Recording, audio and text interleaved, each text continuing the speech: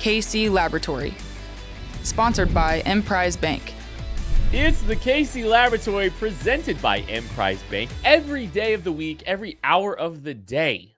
Just like football, Emprise is always there for you. And with mobile banking, you can pay bills or transfer funds anytime you need. Emprise Bank, member FDIC, our partner in Possible.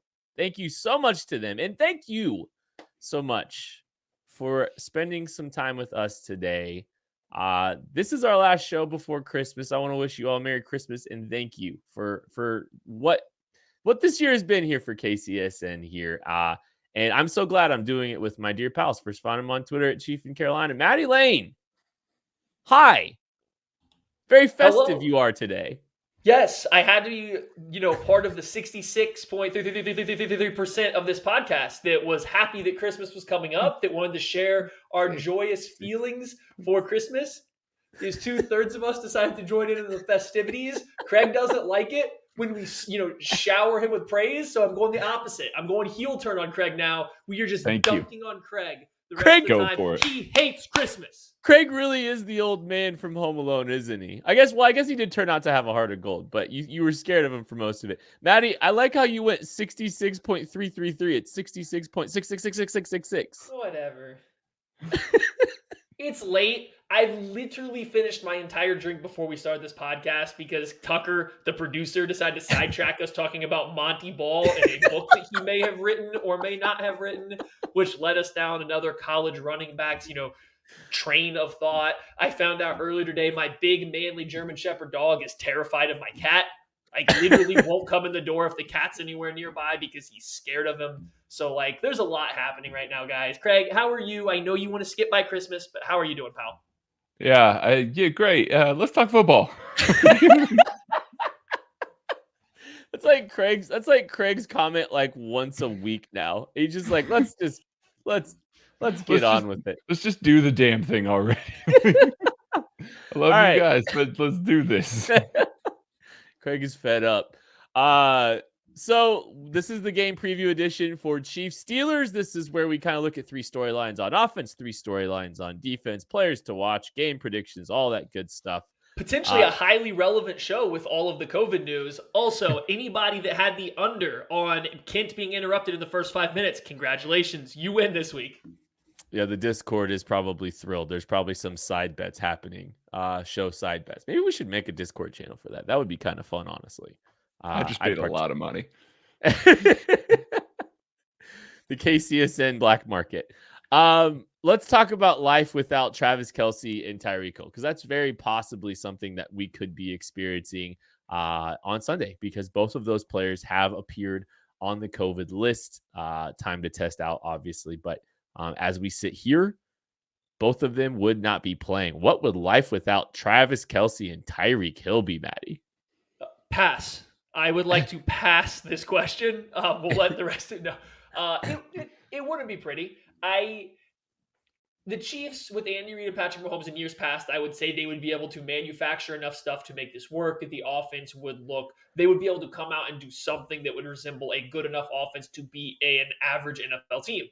I don't know if I have the confidence in the offense to do that this year. I don't know how many points this team would score without those two guys. Even the few weeks where it has looked like they've got it together lately, it's been a lot of Travis Kelce. It's been a lot of Tyreek Hill. You're not really getting these big, huge games from anybody else besides Darrell Williams, small manning Jonathan Abram in the end zone.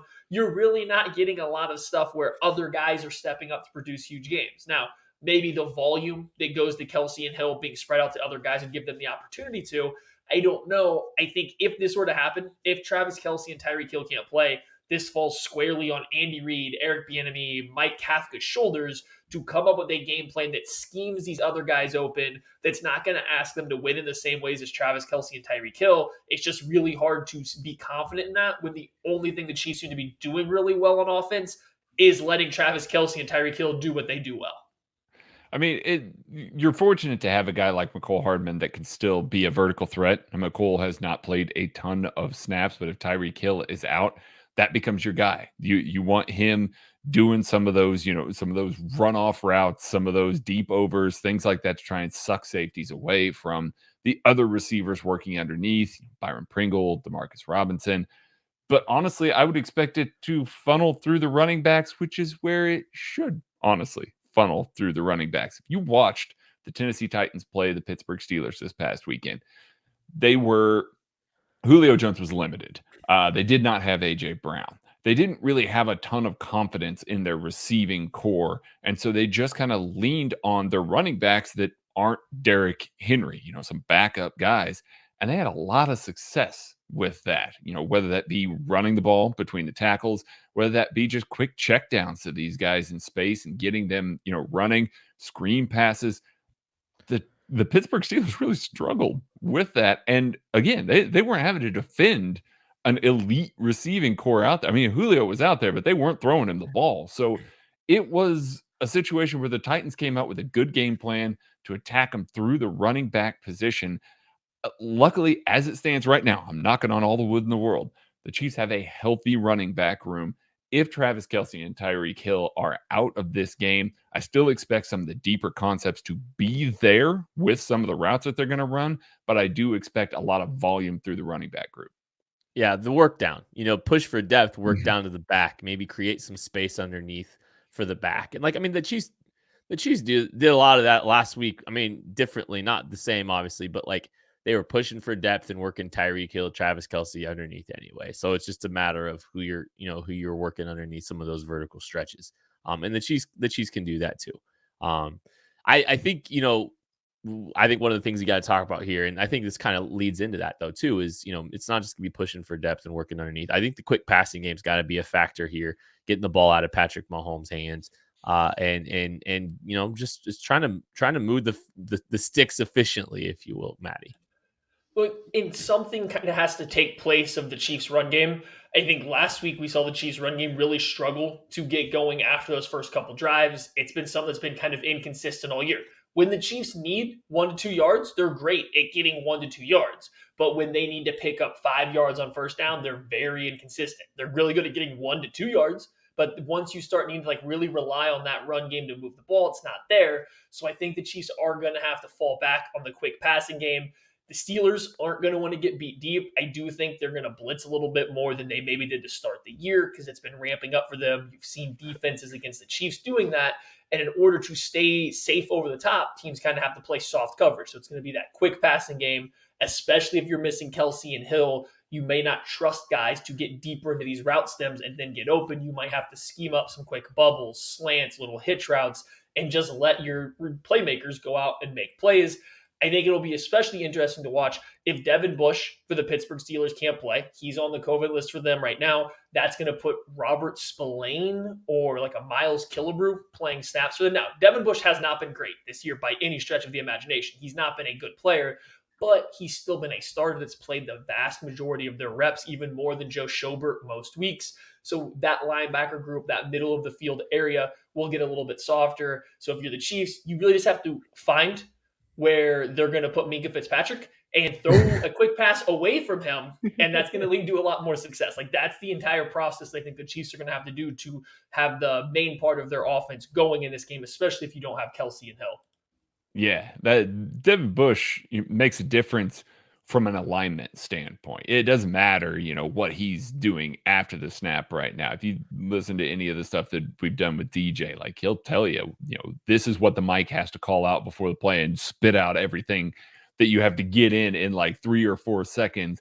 And everybody's used to that voice. Everybody's used to him leading that room. That's a hard thing to try and replace. So I expect that with the quick passing game, maybe some more RPOs out of it, taking advantage of, maybe the linebackers not being exactly aligned in the right spot and throw into the space underneath there. And maybe it's not so many runs because that the favorable box, or not the favorable box count, but because the defenders that Patrick is reading are in a correct space for him to be able to hit Byron Pringle on a slant, Nicole Hardman on a slant, these guys underneath, and let them run into it. We've seen them exploit that with these guys in the past, but teams typically try and walk that overhang down or try and take that away. You're going to see the Chiefs maybe try and hurry into some stuff, maybe try and quick snap some stuff when they see these favorable looks, when you're still seeing the backup mic trying to communicate this stuff. try and take advantage of those gaps in the coverage that will just naturally be there because you've got a backup guy trying to get the information out to everybody on the field with, all the speed and all the Andy Reid and Patrick Mahomes that are on the field. They got to deal with all that too. I'm not gonna lie. I agree the running game's been bad. I would not be stunned to see them still trying to just run into that brick wall and just keep trying and keep banging their head up against that wall and keep trying to see if they can bust them. Like, especially considering I think this team needs to protect Patrick Mahomes. And that's the next thing that we kind of want to talk about a little bit here is trying to protect Patrick LaVon Mahomes. There's a good quality pass rush here. And one of the best pass rushers in the world, TJ Watt, Craig. Yeah, TJ Watt, very, very, very good. I know there's going to be a lot of focus on Orlando Brown versus Watt, and then whoever ends up playing right tackle for the Kansas City Chiefs versus Watt, they're going to offer a ton of help towards TJ Watt, which they should, and a lot of teams do, and he is still very successful regardless of all of that. But I am actually focused on Cam Hayward against the interior of this offensive line. Like, Cam Hayward is once again having another elite season rushing the passer and stopping the run. He is a monster on the interior. He will be a guy that can beat Creed Humphrey with power and can beat Trey Smith with lateral agility. He's got a nice blend of speed and power to take advantage of what those two guys have shown to be a small weakness. Not trying to say that they're bad at that, but a small weakness in their game at this point in their career. He's a guy that could take full advantage of either one of those guys. So I'm really laser focused on what they're going to do with Hayward. I think that he's a terrific defender, and all the focus is going to be on Watt, and the Chiefs should throw all that focus on Watt. They're going to have to win in the middle of the line against Hayward. He's going to see some one-on-ones, and he's a good enough pass rusher to win more of those than we are going to be comfortable with him winning.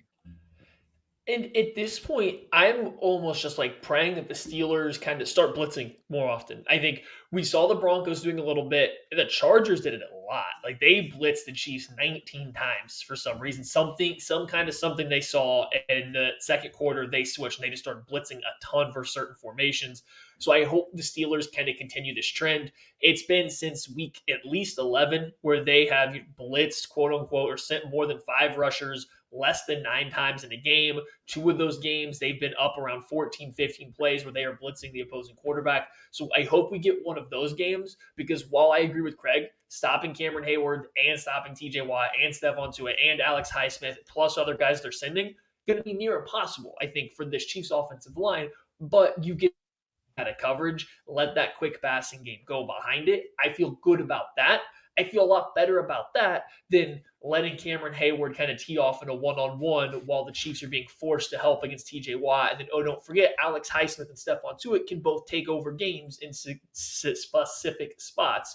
So please, Steelers, blitz them. I don't think it's out of the realm of possibility. I know everybody made a big, huge hubbub about them Josh Allen to start the year, which they didn't. Like, that first game, they did not. But their blitz percentage since week 5 has climbed from like 27th in the league to now they're up to about 13th. So like, they're clearly blitzing more. They're climbing up those rankings. That defense is made about being aggressive. They lean on being aggressive, blitzing a ton.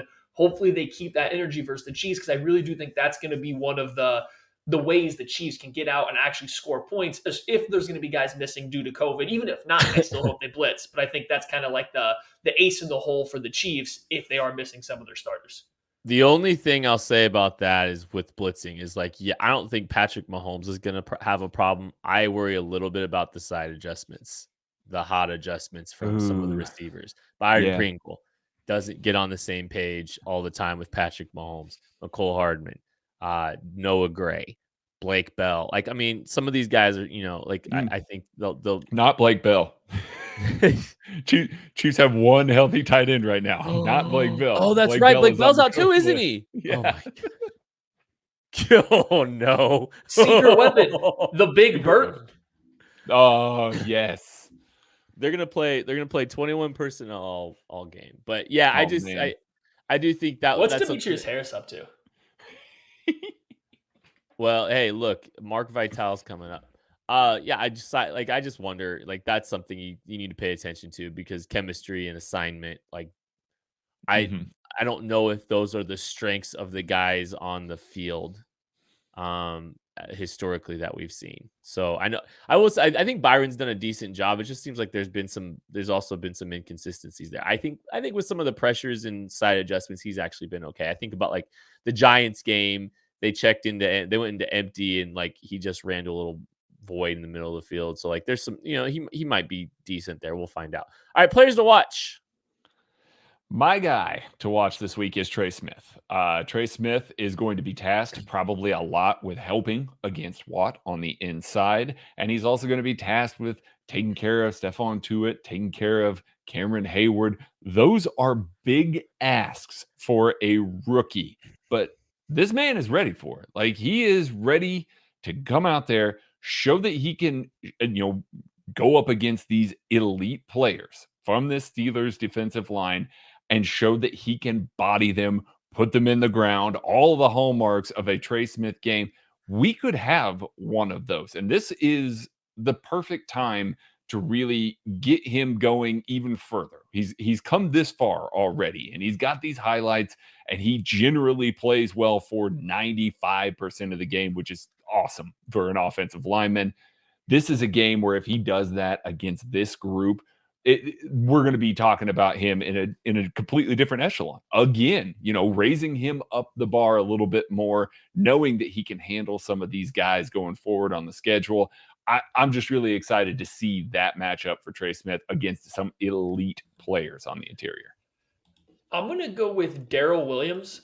I think the Chiefs are going to need some playmaker. I'm just going to operate right now. I don't anticipate this being what's going to happen come game day, but as of right now, Tyreek Hill and Travis Kelce aren't playing. Like, I'm going to stick to that until it's changed. I have the confidence it's going to change with the new protocol in place, but just in case it doesn't, Darrell Williams is my guy. The Chiefs are going to need somebody to step up and make some plays. They're going to need a guy that they can feel like they can rely on. They need the consistent play. Yes, Nicole Hardman, Byron Pringle, Demarcus Robinson can hit some bigger plays, but I think they're going to need someone they feel consistent, they feel comfortable with trying to feature. I think that's going to be Darrell Williams, but not as a runner. I don't see him having a ton of success as a runner in this particular game, but as a receiver, this could be one of those weeks where Darrell gets 7-8 targets out of the backfield, a couple of them a little bit vertical, but most of them out in the flat, trying to get him going just out in space a little bit.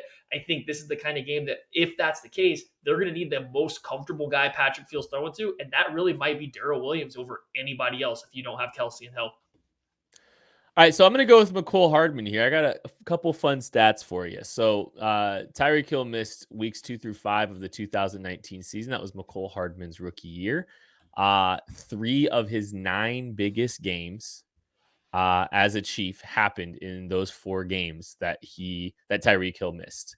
The most receiving yards he's had, the 4th most receiving yards he's had, and the 9th most receiving yards he's had in his career came in that 4-game stretch where Tyreek Hill missed some time in his rookie season.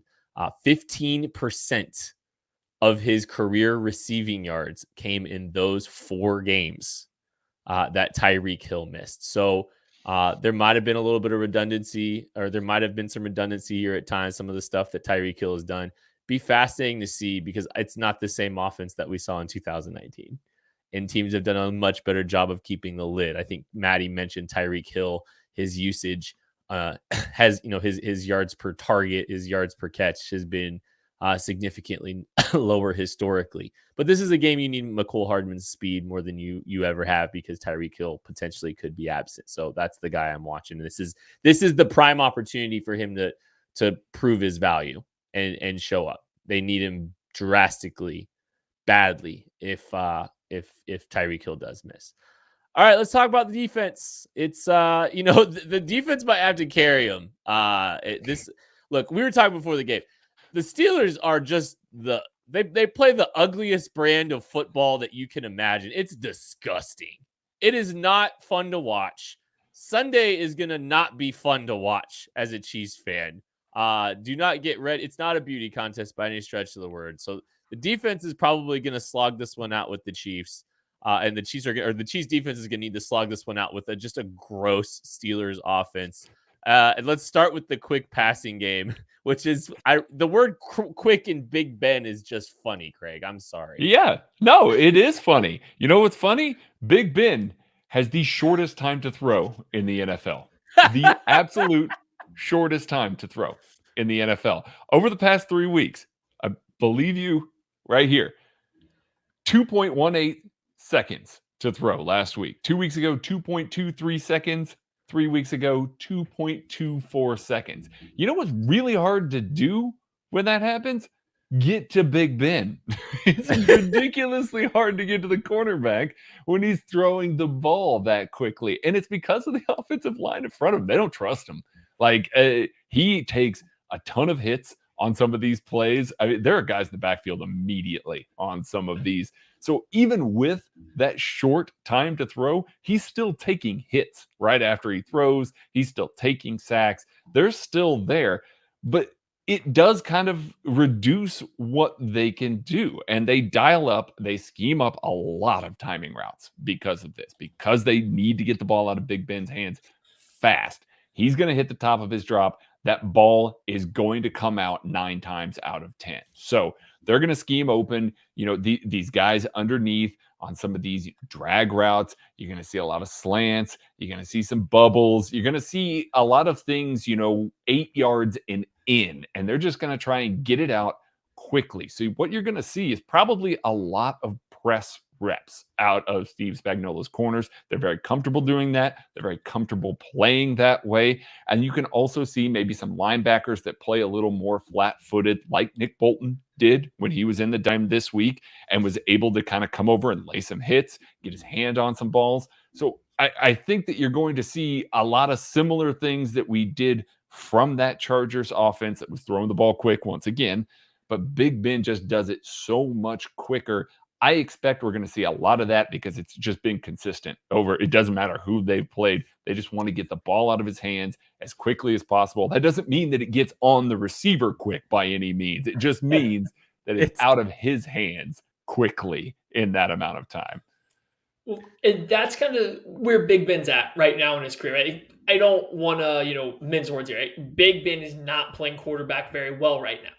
But what he does still do well is he can read a defense. He's got a ton of experience. So he can read a defense. He can predetermine pre-snap, where he wants to go. And he can quickly decipher post-snap if that's still going to be open or where he should work to next. So he can be accurate. He can be quick and decisive, throwing the ball short off of his first or second read right as the ball snapped. And that's where they have success. That's where the few times you do see the Steelers drive down the field, that's kind of what it's on the back of. It's these quick passes that are all in rhythm as they work down the field. It's a lot of in-breaking routes from these wide receivers that, as a pretty strong group. So that's where the Chiefs have to focus. They have to take away some of these short and breaking routes. They have to make Big Ben just hold the ball, not even really make him hesitate a little bit, because that is enough time to let this pass rush beat this offensive line. That's enough to make Big Ben feel uncomfortable and attempt to move. And I don't mean that as like not getting sacked. I mean like attempt to physically move before he has to throw the football. That's all you have to do to beat this team. So if you can confuse them by rotating some safeties around, rotating a safety down, kicking a cornerback, whatever it takes. But I'm with Craig. A lot of press coverage reps. Maybe you show some guys, but they're really trying to play some kind of trap coverage where you're crashing down. I know Kent hates it. I wouldn't hate seeing an invert here or there from this game, whether it's from the slot or outside. I think guys driving to the flats and underneath cutting stuff over the middle of the field is going to lead to at least one big play in this game. So I would not be surprised to see a very heavy game script where you see guys that are playing from depth, driving as soon as the ball snapped underneath while somebody lined up close to the line of scrimmage is replacing them on the back end. Oh, you had to bring up two invert. Watch it work. Watch it work. If you're gonna play press, if you're gonna try to play a little bit, man, you just gotta be mindful of some of the rub stuff. They like to get the ball to a guy like Chase Claypool in the flat, a big ginormous monster of a target. Tackling is gonna be big. Like they kind of have some diversity. Like I think they have like Ray McLeod is a little kind of shiftier, faster guy.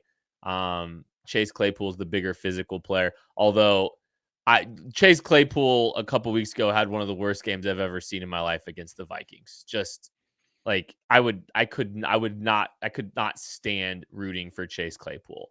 Like he had very Jonathan Abram-y kind of vibes to him the way I felt about him the other day. So, but yeah, there's just some some diversity in targets and skill sets you got to be mindful of, and you got to tackle well on the edges. What did you want to say to me, Craig? Can't watch that game against the Vikings and went, you know what? I got somebody on this field I like less than Kirk Cousins right now. And that takes a lot for Kent Swanson. That is tough. I could not stand rooting for Chase Claypool. I'm sorry. Like, it's just, he was just selfish and it was a mess. All right. So the run game, talk a little bit about that. It fits Big Ben perfectly. It's kind of slow developing, isn't it, Craig? Yeah, it is. They do a lot of stuff where they have the running back maybe align in sort of a pistol or something like that, and they'll have Ben maybe pump fake first, or pretend like he's going to throw a timing route and then hand the ball off with no head of steam for Najee Harris, or they'll have him kind of try and do a weird toss that it's a slow move out to the flat before it's a toss from an alignment. They do a lot of slow developing stuff in the run game. Now they have their still staples. They're going to still line up, run some zone stuff, run some gap stuff. It's still going to happen, but there is a number of plays each week that are just ridiculously slow developing run plays by this offense. It is baffling to watch at times, and defenses have been feasting on it for weeks, and it doesn't matter. They keep running it. There's a lot of negative plays to be had here. We just came off of a Chargers game where this defense did not have many negative plays, and they could not get ahead of the sticks to save their lives. This is a prime time for Steve Spagnuolo to get into that dime defense more regularly. Against the Chargers, they were in the dime 11% of the time. They haven't been below 40% dime usage in 4 weeks before then. They just couldn't get ahead of the sticks. This is a prime time to do it. And the other thing, they do so many jet sweeps with their wide receivers. Like Chase Claypool, Deontay Johnson, Ray McLeod get so many jet sweeps. So yeah, got to tackle, got to have guys that are filling the alley on those particular plays. But once again, it's a slower developing play that's going horizontal, that's not turning upfield quickly. It's just so many opportunities for the Chiefs to get negative plays in the run game this week. I don't know if I have a big fear of the Steelers' rushing attack. Since losing Le'Veon Bell, I think you saw James Conner have some success there, but there was a lot of up and down. It was like that rushing style of Le'Veon Bell behind that offensive line where these double teams were moving bodies consistently. Even if a play stalled out and had to go on for a long period of time, they were still getting movement. And then you had the perfect running back that was comfortable sitting behind it, making quick shift, quick cut after cut, just to weave his way through the very tight spaces. James Conner's not that type of back to do that. Najee Harris definitely isn't the type of back to do that. And then now you're working with a significantly worse offensive line. Najee Harris could break one. He's a slashing style runner. He's a big body. So if he gets to put his foot in the ground and find one crease where he can really drive forward on it and get ahead of steam, yeah, okay, he might be able to break an arm tackle and pull off a big run. But in terms of consistency, this rushing attack scares me very, very, very little. I don't think they provide much to the Chiefs. Now, we're coming off a game where we said the same thing about the Chargers. Yeah, and then they came out and they mollywopped the Chiefs' defensive front. But the Chiefs are getting help back. They're getting their best run defender from the second, hopefully. They're getting their best backside linebacker. I take that back. They're getting their most important linebacker, probably their best defending linebacker overall versus anything. And Willie Gay coming back, a guy that can run, that can take on blocks, that can fill from the backside. And you're getting Chris Jones back, who can cause some penetration. I don't see that happening from the Chargers or any other team. But I think the way the Chargers ran the ball, that's something the Steelers can't do. The Chargers were getting a lot more movement than I've seen the Steelers get. I don't think Najee Harris has the lateral agility that some of those running backs were able to use to make some of those deep cutbacks. So just this rushing attack really might be worse than the Chiefs. They're just a little bit more dedicated to it, so we don't really think about it that way. Oh, they are very dedicated to it. You would be again, too. This offense it's going to make your eyes bleed. It's so ugly to watch. Them and the Seahawks offensively are just two of the most, nothing. It's gross. At least there seems to be some logic to Pittsburgh sometimes. Okay, so yeah, we got done talking about the vertical, about the quick game and getting the ball out of the hand and Big Ben's willingness, but like he picks his spots and he takes some shots and he's gonna give some guys like Deontay Johnson, guys like Chase Claypool, some opportunities outside the numbers. Try to just kind of, Craig, you wrote YOLO balls. It's absolutely true. This is like it's kind of like lulling you to sleep a little bit, Maddie.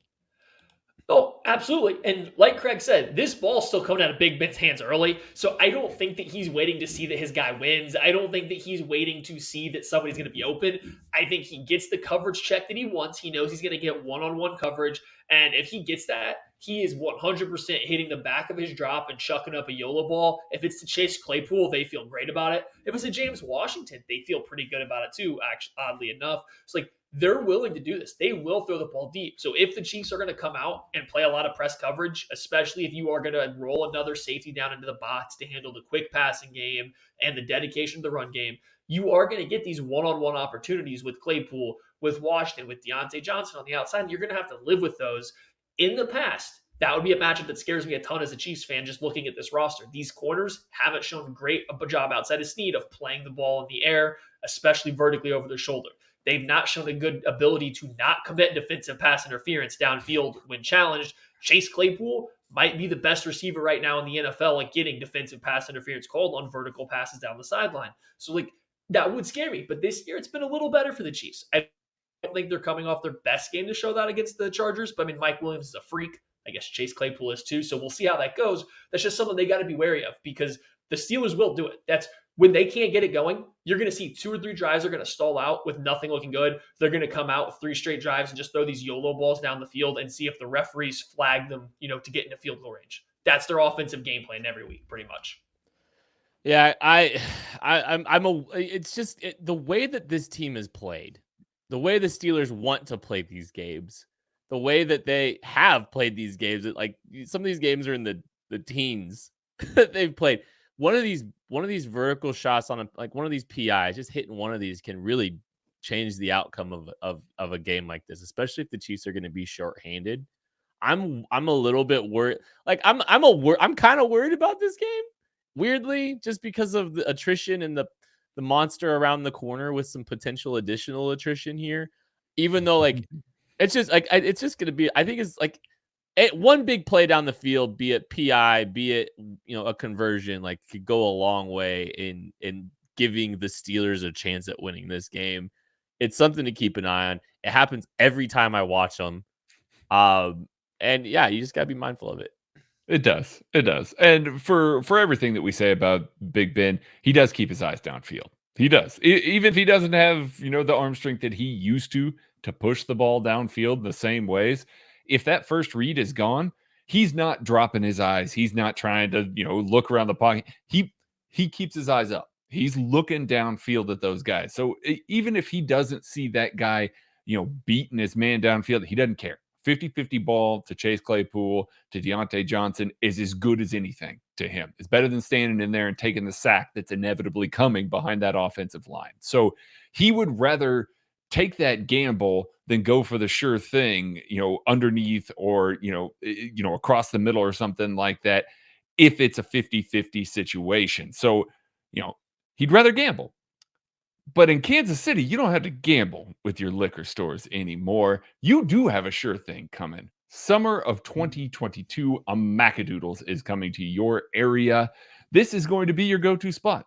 You're going to want to go to Lee's Summit whenever you can to get all of your alcohol because they're the best prices. You're never going to be looking for something that you can't find.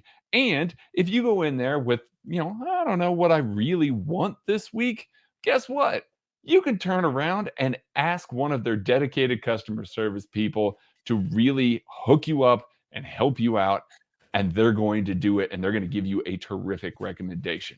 So if you are a franchisee and if you are looking to bring another Macadoodles to Kansas City, which you should be if you are one, get a hold of Roger, info@macadoodles.com.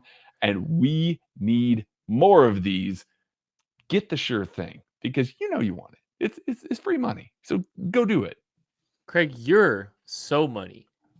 at doing thank those you. reads. It's great. All right, let's go ahead and get into players to watch. Who you got, Craig? I am going with a guy that is returning to the squad after a few games off. Our guy, Darius Snead. It's good to see him back at practice today. This is Wednesday here. So I'm looking forward to seeing him in the slot, on the boundary, however it is that they choose to rotate those guys based on the availability that's there. Charvarius Ward does look like he might be out for this game. So I think that L'Jarius Snead is not only going to make an impact in some of those 50-50 balls down the field, especially on the boundary. I think he's also going to make an impact from the slot, defending the run. Again, these slower developing run plays, these horizontal run plays, that's going to string out to the alley where L'Jarius Snead will be waiting. But most importantly, I think it's going to matter in the blitz. When I watched this team try and blitz the Chargers out of the slot, they just didn't have the same juice anymore. They didn't have the same ability to get guys and get quick pressure. We know that the Steelers are not going to pick this stuff up well. We know that Big Ben is not going to be able to get the ball out as fast as he would like. And they do so many condensed formations that L'Jarius Snead is going to be pinned in the box with the ability to rush the passer. We've seen how explosive he is. We've seen how quickly he gets to the quarterback. I predict L'Jarius Snead has a sack this game, coming off the edge, coming from a condensed formation. So he's my player to watch this week. Speaking of quick pressure, how about we go with Chris Jones here? So we may not need to just see some blitzes here from L'Jarius Snead because Chris Jones is back. I anticipate, he's the guy that can create the quick pressure by himself. If you're not going to try to manufacture it, add to the math. He's the guy along the interior that can that can really affect the quarterback, get his hands up, try to affect the passing lanes in the middle of the field. I'll go with Chris Jones back after. I think we're going to get him back. I think I'm anticipating we are getting him back. So he's going to be my guy. Like technically, I guess right now he's not, but maybe, hopefully. Chris Jones is my player to watch regardless because we need him on the field. I am also back after Tucker told me to shut my mouth, and then I conveniently get booted out of the podcast. Coincidence? I think not. But I am back now. The audio people didn't know. They had no clue. Yes, they know because they listen to every episode. They know that I go after Craig, and the fact that Kent went next tips them off. But our listeners are smart. I'm going to go with another guy coming back, hopefully. Willie Gay. We've talked a lot about things happening for the Steelers quick, the run game over the middle of the field. All this stuff screams Willie Gay. I know Nick Bolton had a really good game against the Chargers playing, in coverage, something that I don't think we all thought. I still thought there were some limitations of his ability as a run defender on the backside. I think you're going to see other teams still, if the Chiefs are going to trot him out there a ton of passing downs, try to take advantage of him in space, especially if they can get some non-Jared cooked matchups with him like the Chargers were able to get. I think Willie Gay could have a big game, though. We've seen him make some really good plays undercutting routes from the linebacker spot already this year. I think you could see another one coming here. I think his speed, his size on the backside of some of these runs could really make a big difference. So I think Willie Gay could be due for another big game here if he's able to return this week. Do you think we missed these guys? We picked the three guys that missed last week. Oh, God, I didn't even notice. You think we missed these guys? I think we missed these guys. What do you think? We should have added one more real quick. It's the guy that the Steelers probably don't miss, and they should, because Melvin Ingram has been a lot better in Kansas Don't City get me started. than when he was in Pittsburgh. And I frankly don't blame him for wanting to come and play in Kansas City or being acquired by Kansas City and having a better season now that he is out of Pittsburgh. Because I would not want to play for them either. Prediction time. What you got, Craig? Well, I think we've already kind of laid it out there that we don't expect the Steelers offense to score a ton of points here. I think it's going to be a little bit of a struggle, especially if the Chiefs get those three impact players back. If they don't lose any more dudes in this group, I think that they're actually going to be okay. I know they'd be missing Nick Bolton. I know they'd be missing Charvarius Ward. That's not great. Don't get me wrong. Like, those guys do matter to this defense, but I don't think it makes the same impact as the three guys that we saw last week. And this is also a worse offense. So I don't expect a ton of points there. I know that the Chiefs are missing guys as well. I just have a little more faith in the opening script and maybe some ability to lean on the running backs. We have seen that. Even when the Chiefs haven't been playing particularly well, they've still leaned on the running backs at times. If they do that, I think that they're going to be able to put some points on the board this week. So I'm going Chiefs win 24-9 over the Steelers.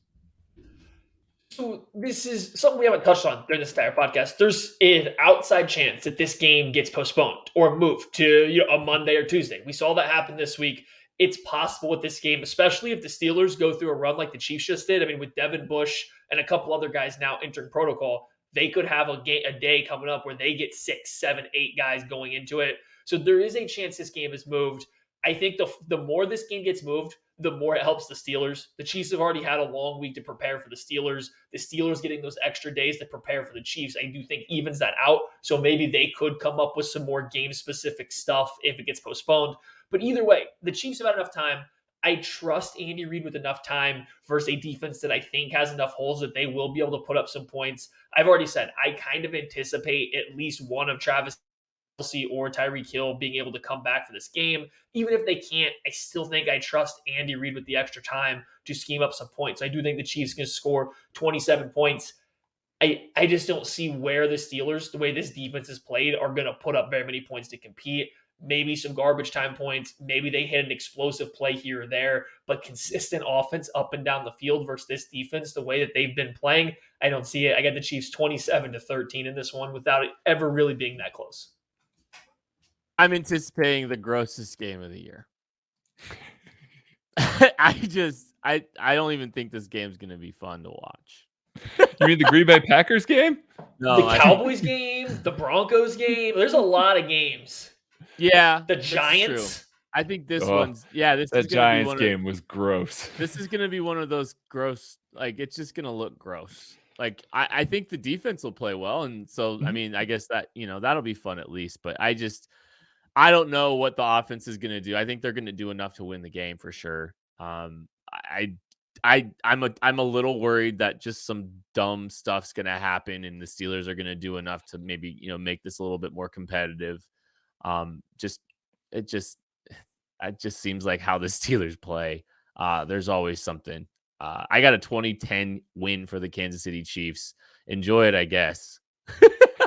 Hopefully, y'all can just, maybe play with some of your new presents while you're watching the game, because it's going to be a gross one. That's going to do it for the Casey Laboratory. Thank you so much for watching, for listening.